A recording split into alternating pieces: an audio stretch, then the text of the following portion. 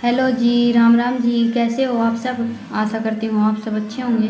और अभी लगभग सुबह के 7 बज गए हैं, तो बच्चे तो चले गए हैं स्कूल, और बच्चों के जाने के बाद फिर मैं लग गई हूँ मेरे काम पर।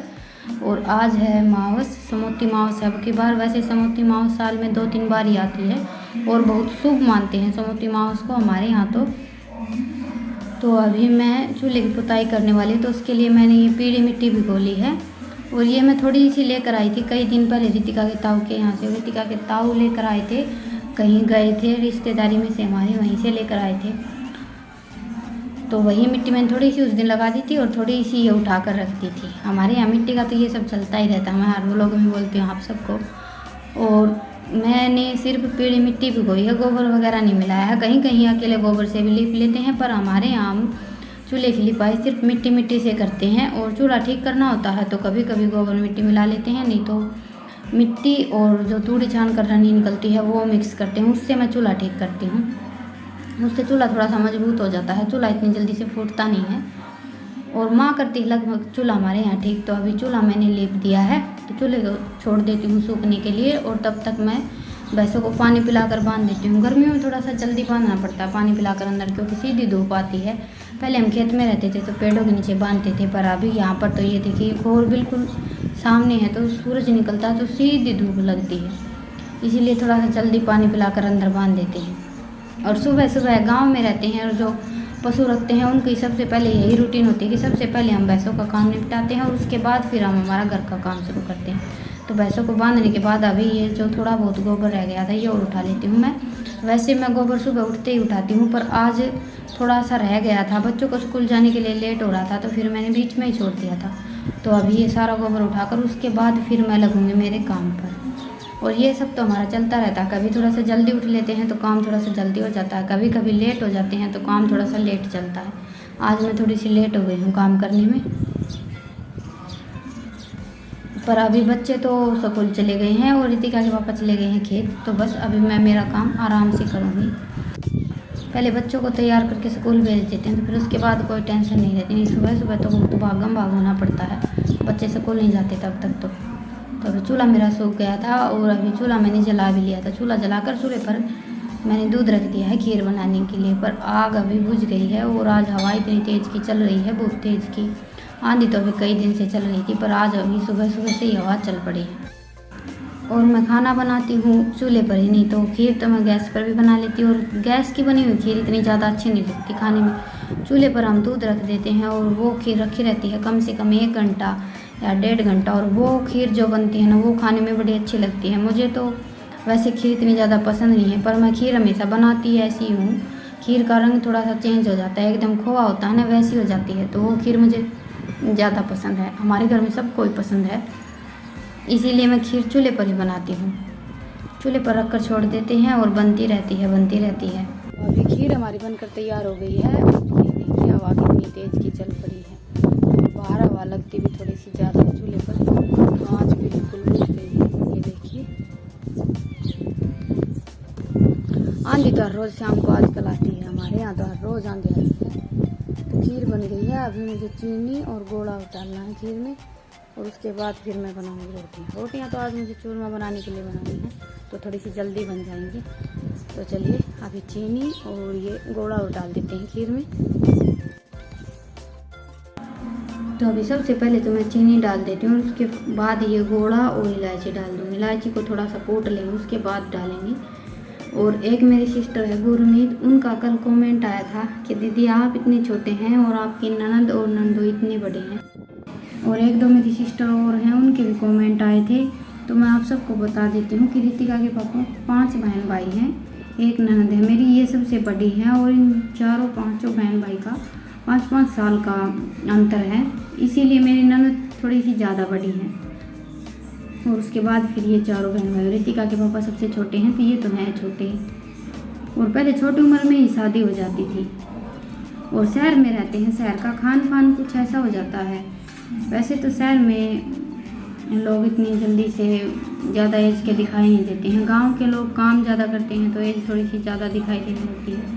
और मेरी ननद सबसे बड़ी है तो उनकी एज तो है ही ज़्यादा, दिखाई नहीं देती, ऐसी कोई बात नहीं है। तो अभी गोला मैंने कस लिया है और खीर भी मेरी बनकर तैयार हो गई है। और अभी इसमें मैं गोला डाल देती हूँ। और आज हवा इतनी देर की चल रही है कि पूछिए ही मत, चूल्हे में आग जलाना बड़ा मुश्किल हो रहा है। तो ये देखिए खीर अभी हमारी कुछ ऐसी बनकर तैयार हुई है। और अब इसमें गोला डाल देंगे और उसके बाद फिर मैं इसमें इलायची डाल दूँगी कूट कर। इलायची डालने से खीर में खुशबू बड़ी अच्छी आने लगती है। ड्राई फ्रूट वगैरह हमारे घर पर है नहीं, तो ड्राई फ्रूट वगैरह तो मैं डालती भी नहीं हूँ कभी भी खीर में। जो घर पर है उसी से बना लेते हैं। और वैसे भी घर का भैंस का दूध होता है और उसकी खीर बना लेते हैं तो खाने में बड़ी अच्छी लगती है। ड्राई फ्रूट वगैरह डालने की इतनी ज़्यादा ज़रूरत ही नहीं होती है। तो अभी खीर हमारी बनकर तैयार हो गई है। अभी खीर को उतार कर मैं रख देती हूँ नीचे। उसके बाद फिर मैं बनाऊँगी रोटियाँ। आटा वगैरह गूँथ कर मैंने सारी तैयारी कर ली है। और थोड़ी सी मोटी मोटी रोटियाँ बनाऊँगी मैं चूरमा बनाने के लिए। मोटी मोटी रोटियाँ बनाते हैं तो चूरमा बड़ा अच्छा बनता है। किनारे पतले रह जाते हैं रोटियों के तो फिर चूरमा अच्छा नहीं बनता है, थोड़े से टुकड़े टुकड़े से रह जाते हैं। और मोटी रोटियाँ नरम होती हैं तो चूरमा बड़ा अच्छा बनता है। हमारे यहाँ हमेशा हम मोटी मोटी रोटियाँ ही बनाते हैं चूरमा बनाने के लिए। और आज के व्लॉग में मैंने जो रियल साउंड है वो कट नहीं किया था। हर वीडियो में तो मैं जो ओरिजिनल आवाज़ होती है वो कट कर देती हूँ, उसके बाद टोन वगैरह और आवाज़ वगैरह लगा कर वीडियो डालती हूँ। पर आज मैंने जो वीडियो की आवाज़ थी वो कट नहीं की है। तो आप सबको आज का व्लॉग कैसा लगा मुझे कमेंट सेक्शन में ज़रूर बताइएगा। और अभी चूरमा मैंने बना लिया है, ये देखिए। बस अभी चूरमा उठा कर रख दूँगी और उसके बाद फिर मैं करूँगी पूजा। घर पर तो कोई भी नहीं है, माँ भी नहीं है। आज माँ गई है रितिका के ताऊ के यहाँ।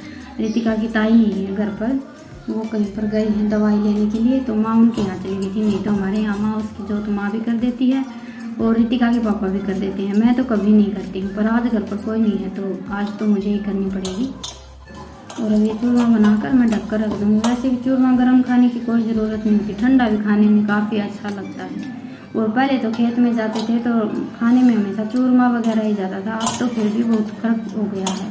अभी चूरमा लोग बहुत कम खाने लगे। हमारे यहाँ तो बहुत ज़्यादा बनता है, आप सब लोग में भी देखते हैं, लगभग बनाते ही रहते हैं हम तो। और कहीं कहीं अभी बहुत कम खाने लगे हैं लोग। मीठा खाना बहुत पसंद करते हैं और तीखा आजकल ज़्यादा खाने लगे हैं। तो अभी चूरमा मैंने इस कटोरे में डाल दिया और अभी इसे ढक कर रख देती हूँ।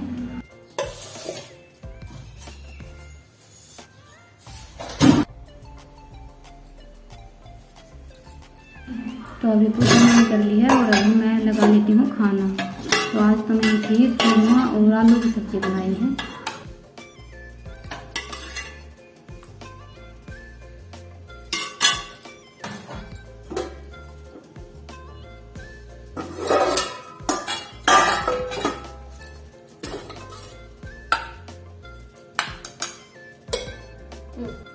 कौन सी कटोरी डालती है?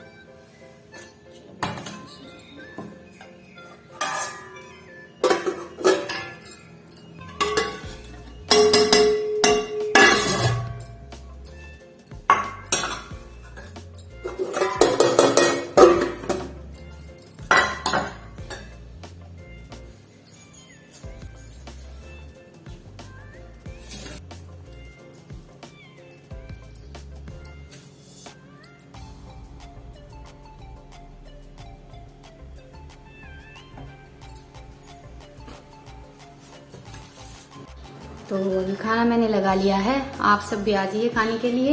आज तो खीर चूरमा बना है, हमारे गांव की स्पेशल डिश। मांस को तो हम जरूर बनाते हैं, वैसे भी बना लेते हैं और खाने में भी बड़ा अच्छा लगता है खीर चूरमा। तो चलिए अभी खाना खा लेते हैं और आप सबसे थोड़ी सी देर में मिलते हैं। तो अभी खाना मैंने खा लिया है और अभी मैं कपड़े तय करके रख देती हूँ। ये कपड़े मैंने कल धोए थे रितिका की बुआ जी के जाने के बाद। 2-3 दिन के इकट्ठे हो गए थे उनके आने के बाद। तो फिर तो मैंने कपड़े वगैरह धोए ही नहीं थे, क्योंकि बैठ जाते हैं, बातें करने लग जाते हैं और फिर थोड़ा बहुत काम करते हैं तो दिन कब निकल जाता है पता ही नहीं चलता। इसीलिए 3-4 दिन के कपड़े इकट्ठे हो गए थे। तो कल उनके जाने के बाद लगी थी मैं और लगभग 2-3 घंटे लगे मुझे आराम से सारे कपड़े धोने में। और अभी मैं ये सारे कपड़े तय करके रख देती हूँ। बाद में लेट जाएंगे तो फिर तो आलकस हो जाता है, फिर तो मन नहीं करता बिल्कुल भी कपड़े तय बना कर रखने में। साथ साथ ही कर लेते हैं तो बड़े अच्छे हैं। और इसलिए मैंने ये यहीं पर रख दिए थे। एक तरफ डालकर छोड़ देती तो फिर भी सामने दिखते रहते हैं ना, फिर तो ऐसा लगता रहता है कि हाँ अभी ये कपड़े भी उठा कर रखने हैं। और ये चादर वगैरह मैंने निकाली थी, ये भी फिर से मैंने उठा कर रख दी है। तो चलिए आज के व्लॉग को तो यहीं पर ख़त्म करते हैं और आप सबसे फिर मिलते हैं एक नए व्लॉग के साथ। आप सबको मेरा आज का व्लॉग कैसा लगा मुझे कमेंट सेक्शन में ज़रूर बताइएगा, और पसंद आए तो व्लॉग को लाइक और चैनल को सब्सक्राइब कीजिएगा। मिलते हैं अगले व्लॉग में, तब तक के लिए राम राम।